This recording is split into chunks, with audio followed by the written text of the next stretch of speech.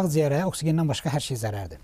Bu da kimyəvi maddələrdən düzəlmiş, ultraximikat maddələrdən düzəlmiş yağlardır və bunun qızdırılaraq qəbul olunmasıdır. Bu da ağciyərdə müəyyən fəsadlar verir, bu məlumdur.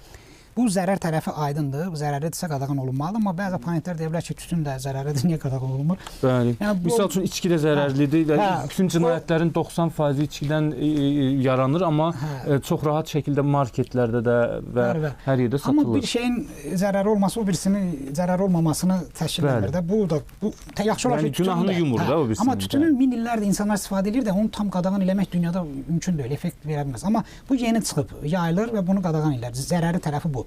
Qaldı ikinci bir tərəf, psixoloji tərəf, asılılıq. Deməli, bunun ən böyük təhlükəsi odur ki, bu siqaret çəkməyə, narkomaniya və s. yollara aparan trampolindir, başlanğıc nöqtədir, özü də şirin və ləzzətdir. Bunun dadı çox gözəldir, ətri çox gözəldir. Yəni deyirsiniz ki, bunu yoxlayan digərini də yoxlayacaq. Bəli, bu asan, rahat, belə olur, yoxsa mütləq şəkildə, deməli, sonraki mərhələdə keçəcək daha üstün şeylərə.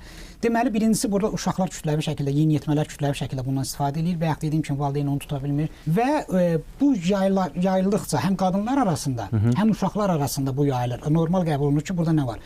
Birincisi fiziki cəhətdən zərər vurur, ikincisi də artıq siqaret çəkməni onun gözündə psixoloji olaraq və bioloji olaraq adiləşdirir və sonra rahatlıqla narkomaniyada keçə bilər.